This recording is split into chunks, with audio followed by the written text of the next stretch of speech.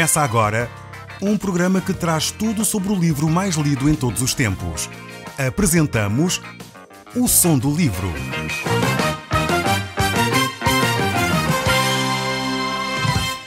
Seja muito bem-vindo. Neste podcast vai encontrar o livro mais conhecido e lido em todo o mundo.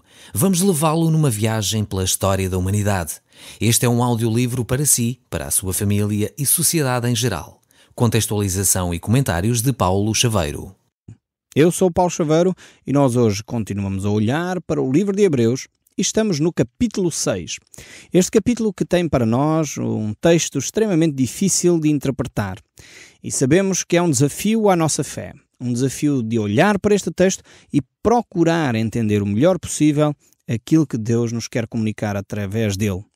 Nós estamos numa secção que é iniciada, por aquela reflexão que o apóstolo Paulo faz, começando logo no capítulo 5, desafiando-nos a um passo maior na nossa fé, a não ficarmos como meninos que sempre desejam o leite espiritual, o beabá do Evangelho, aquelas coisas que são básicas, simples de interpretar, são diretas, as promessas de Deus, o bem-estar, a paz de Deus que excede o entendimento, o gozo que Deus quer colocar no nosso coração. Aqui o apóstolo Paulo vai nos desafiar a uma caminhada mais alta, mais elevada, um desafio mais difícil de trabalhar. Ele vai nos trazer aqui uma reflexão que requer algum cuidado na nossa interpretação. E nós já vimos no último programa duas possibilidades de interpretação deste texto, das quais são possibilidades, portanto não estou a dizer que as pessoas que interpretam assim, que são pecadores, que estão errados, que nada disso, não tem nada a ver com isso.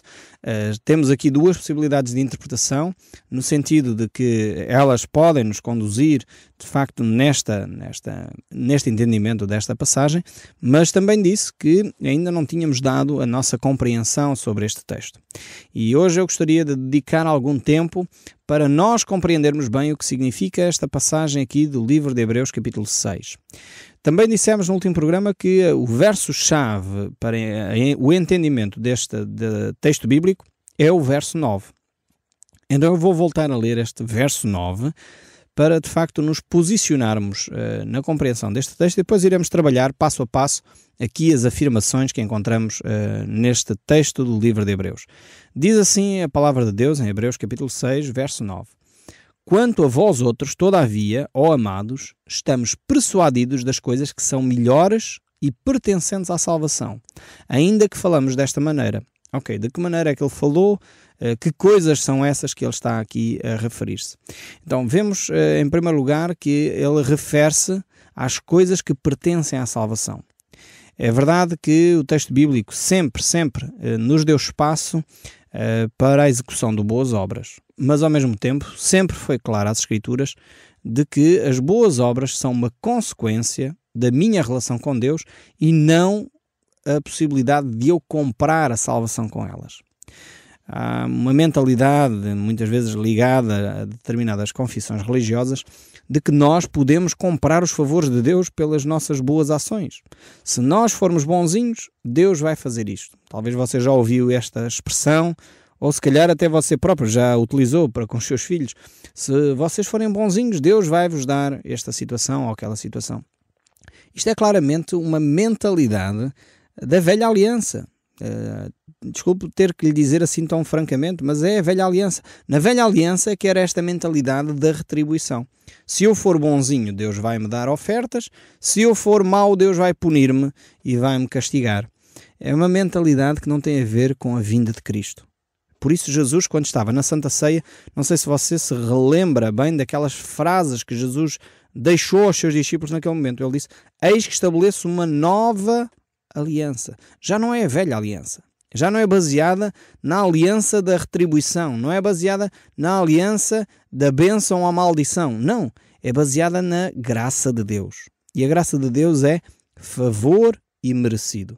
Ou seja, eu recebo a salvação pela graça de Deus, pela fé em Cristo Jesus, não porque eu merecesse. Não porque eu fui bonzinho. Aliás, o livro de Efésios capítulo 2 é fantástico na explicação desta ideia, porque ele diz que se fosse por eu ser bonzinho, logo eu então tinha onde me gloriar. Eu podia dizer eu sou melhor que o outro porque eu fui bonzinho o suficiente para Deus me dar a salvação. É por isso que tantas pessoas andam angustiadas a pensar, bem, pode ser que se eu morrer, Deus lá, enfim, acha que eu sou bonzinho o suficiente para me deixar entrar no seu céu. Não tem nada a ver com eu ser bonzinho. Tem a ver com a morte e a ressurreição de Jesus Cristo. É por isso que é tão importante exercermos a nossa fé na pessoa de Cristo, dizendo, ok, foi Cristo que morreu para me dar o perdão dos meus pecados. Eu não tenho nada para oferecer a Deus, exceto mim próprio. Por isso eu rendo a minha vontade, eu rendo a Deus as minhas ações. Aquilo que fiz de bom e de mau, eu entrego a Deus. E assim recebo a vida eterna. Este é um aspecto. Agora, o mesmo livro de Efésios, capítulo 2, verso 8 até 10, foi o que eu disse, diz também que nós fomos criados em Cristo Jesus para as boas obras. E aqui o livro de Hebreus, no capítulo 6, está-nos a falar exatamente deste aspecto. Ou seja, nós, cristãos, que recebemos a salvação pela graça de Deus, na fé em Cristo Jesus, teremos que viver dentro do padrão de Deus. Por isso, Jesus Cristo fez o Sermão do Monte. O Sermão do Monte é um desafio à ética muito mais elevado do que a lei de Moisés. Mas de longe, enquanto a lei de Moisés dizia que nós cometíamos adultério se fôssemos para a cama com uma mulher ou uma mulher com um homem, Jesus diz, quando na tua cabeça já pensaste nisso, já cometeste adultério. A lei de Cristo é muito mais elevada que a lei mosaica. Quando Moisés dizia não matarás, Jesus diz, quando tu no teu coração disseres esta pessoa está morta, já a mataste. És condenado por causa da morte. A lei de Cristo é muito mais elevada. A ética cristã é muito mais elevada. Por isso nós cristãos temos que vigiar não só o nosso comportamento, mas vigiar acima de tudo as nossas motivações. O que é que move o nosso coração? É por isso mesmo que o texto aqui do livro de Hebreus nos desafia a essa reflexão. Aqui o texto de Hebreus fala-nos do fruto do arrependimento. O apóstolo Paulo refere exatamente isto, esta ideia do fruto do arrependimento.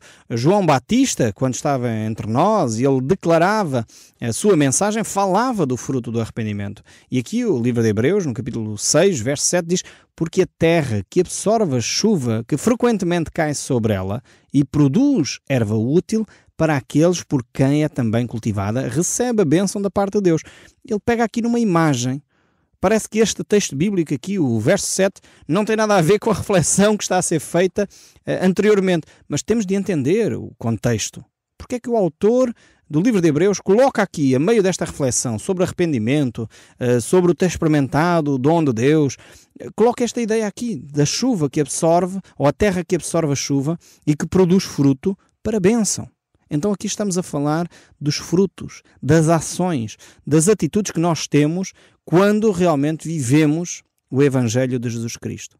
Portanto, o nosso comportamento é essencial, as nossas boas obras são essenciais. O mesmo apóstolo Paulo, quando escreve a sua carta a Tito, no capítulo 3, o verso 5, ele diz: não por obras de justiça praticadas por nós, mas segundo a sua misericórdia, ele nos salvou mediante o lavar regenerador e renovador do Espírito Santo. Ou seja, ele não quer deixar dúvidas que a nossa fé é que dá a salvação. A graça de Deus, a salvação é uma graça imerecida.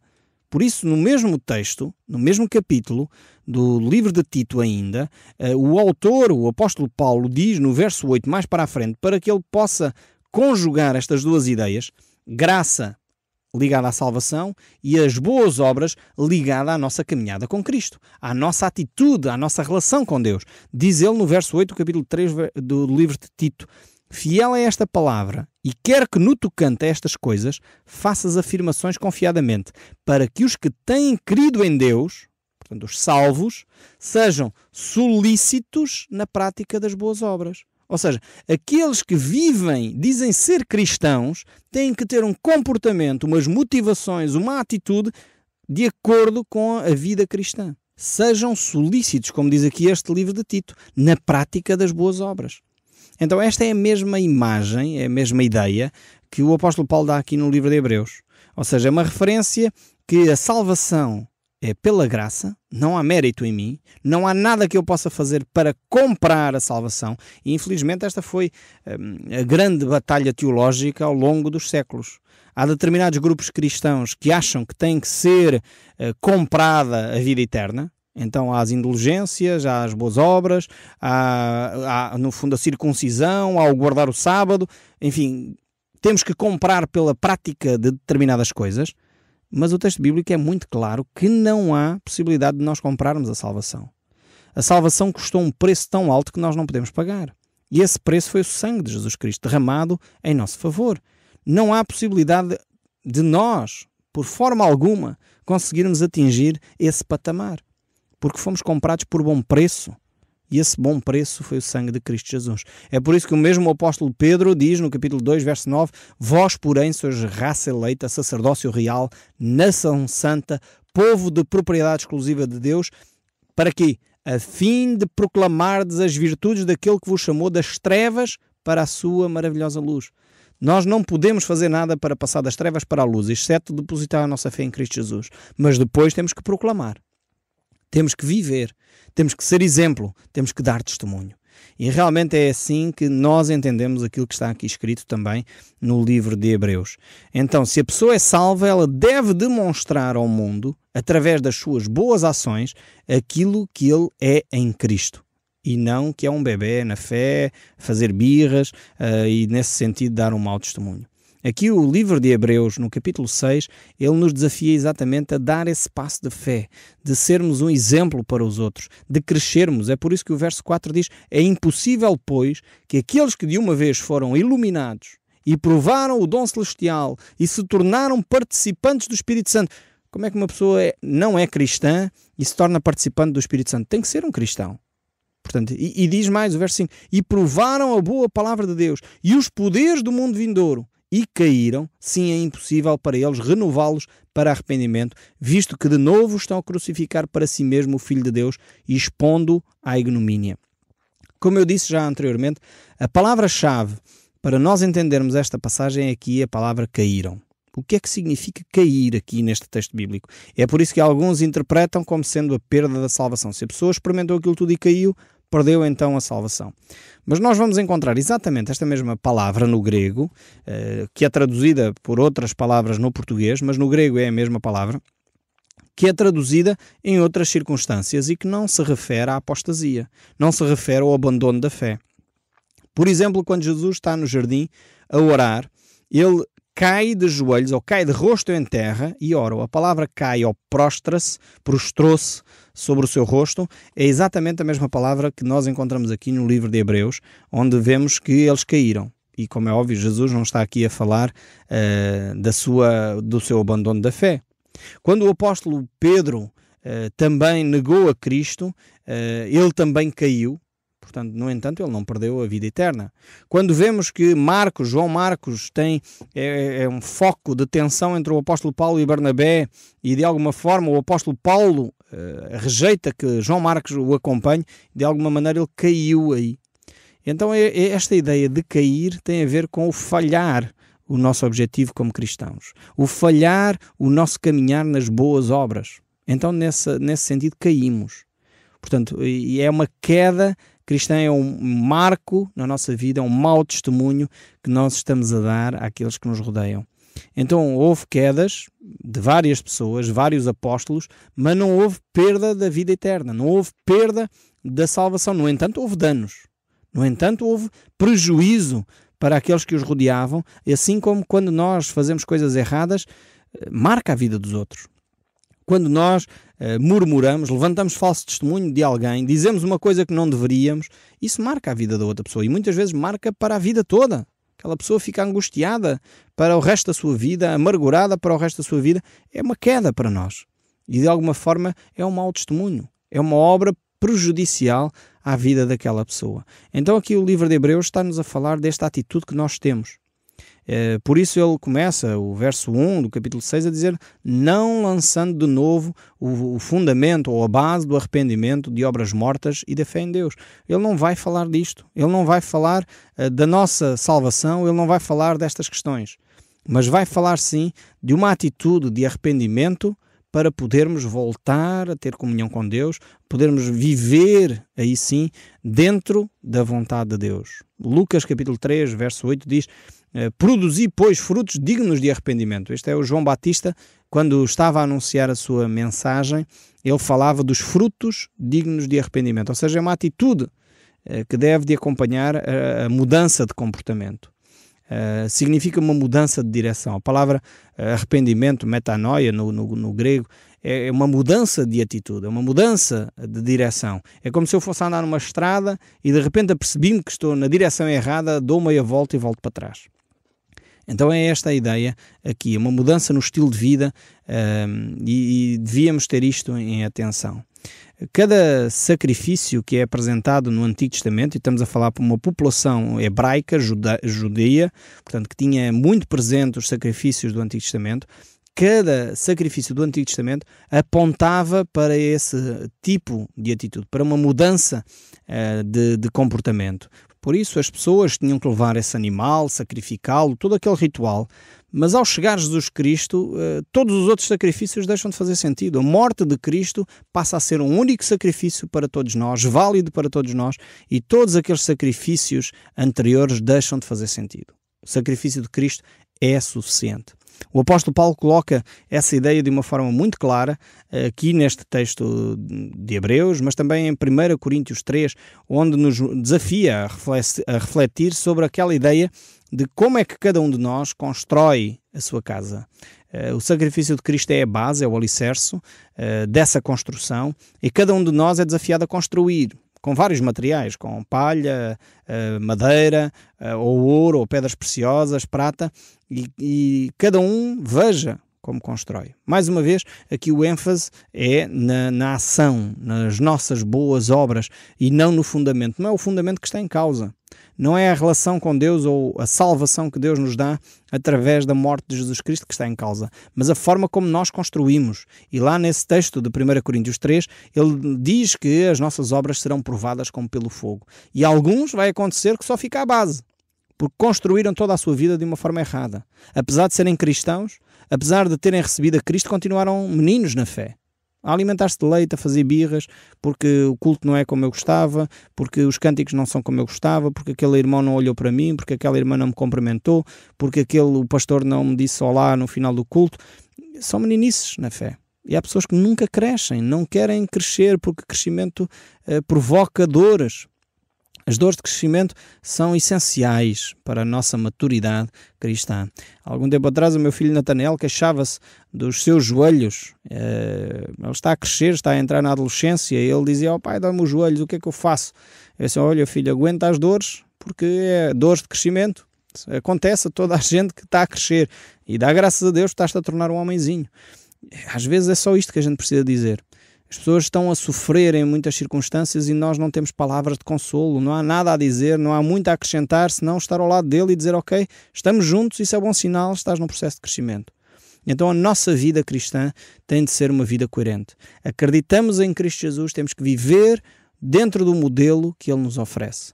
E isso só podemos fazer pela graça de Deus. Podemos viver dessa forma. Pessoas que se dizem cristãos, mas depois na prática não vivem o cristianismo, eu quero dizer que isso não é nada. Realmente, ou nós vivemos o cristianismo, ou então não vale a pena dizermos que somos cristãos. É triste quando eu ouço uma pessoa a dizer que é cristã, mas depois a sua vida é exatamente contrária aos princípios mais básicos da fé. Há algum tempo atrás fiquei chocadíssimo, porque alguém chegou ao pé de mim e disse: "Olha, lê aqui este artigo." Um artigo de uma revista dessas cor-de-rosa, em que falava da famosa, dizem eles, que é famosa artista pornográfica Chicholina. E eu fiquei chocado porque ela dizia: "Eu sou cristã e não faz mal nenhum eu praticar sexo com muitos homens, porque isso não é mau." Que horror! Como é que alguém pode fazer uma afirmação desta, dizendo que é cristã, católica, praticante, e vive dentro deste tipo de padrão moral? A Bíblia condena claramente isto. É verdade que Jesus Cristo acolheu as mulheres que eram prostitutas, mas ele disse: "Vai, não peques mais." Não promoveu o pecado. Jesus Cristo não veio com a sua graça dizer que podem continuar a pecar à vontade. Não é isto que a Bíblia ensina. É verdade que a salvação é pela graça, pela fé em Cristo Jesus, mas ela tem de produzir em nós uma mudança de caráter, uma mudança de atitude. É por isso que é tão importante nós olharmos para as Escrituras e vivermos dentro do padrão de Deus. Não podemos continuar a viver dentro dos padrões do mundo. Se uma pessoa que chega a Cristo viveu no passado, na vida de prostituição, vivendo dessa maneira, quando chega a Cristo tem que mudar o seu comportamento. Damos graças a Deus porque na comunidade onde nós estamos, algumas mulheres têm saído dessa vida, têm entregado a sua vida a Jesus Cristo e têm experimentado essa mudança, mas é difícil. É difícil a pessoa conformar-se aos padrões de Deus. Quando uma pessoa chega a Cristo, se era corrupto, tem que deixar de ser corrupto. Se era pedófilo, tem que deixar de ser pedófilo. Se era prostituta, tem que deixar de ser prostituta. Se era ladrão, tem que deixar de ser ladrão. A Bíblia nos desafia a uma mudança de atitude. E se você que me está a ouvir se aproxima de Cristo, pode experimentar uma vida melhor, porque Cristo quer lhe oferecer uma vida melhor. E esses são os frutos de arrependimento. É por isso que o texto bíblico que nós já lemos aqui no verso 6, aliás, verso 7, capítulo 6, verso 7 e 8 diz: porque a terra que absorve a chuva que frequentemente cai sobre ela e produz erva útil para aqueles por quem é também cultivada, recebe a bênção da parte de Deus. Mas se produz espinhos e abrolhos, é rejeitada, e perto está da maldição e o seu fim é ser queimado. Ou seja, está a falar das nossas boas obras. Por isso o apóstolo Paulo diz no final da sua vida, em 2 Timóteo 4,7: combati o bom combate, completei a carreira, guardei a fé, já agora a coroa da justiça me está guardada. Temos que perceber isto. É necessário esta mudança e podermos avaliar, olhar para trás e dizer: valeu a pena viver com Cristo. Mas este texto ainda prossegue. O verso 10 e 11 eu quero continuar a ler e diz: porque Deus não é injusto para ficar esquecido do vosso trabalho e do amor que evidenciaste para com o seu nome, pois serviste e ainda servis aos santos. Isto é o assunto que nós temos atrás. Então tem a ver com a nossa prática do dia-a-dia. E o verso 11 diz: desejamos, porém, continuar cada um de vós a mostrar até ao fim a mesma diligência para a plena certeza da esperança. Pois, quando Deus fez a promessa a Abraão, visto que não tinha ninguém superior por quem jurar, jurou por si mesmo, dizendo: certamente te abençoarei e te multiplicarei. Assim, pois, de esperar com paciência, obteve Abraão a promessa. O Som do Livro, uma produção da Rádio Transmundial de Portugal.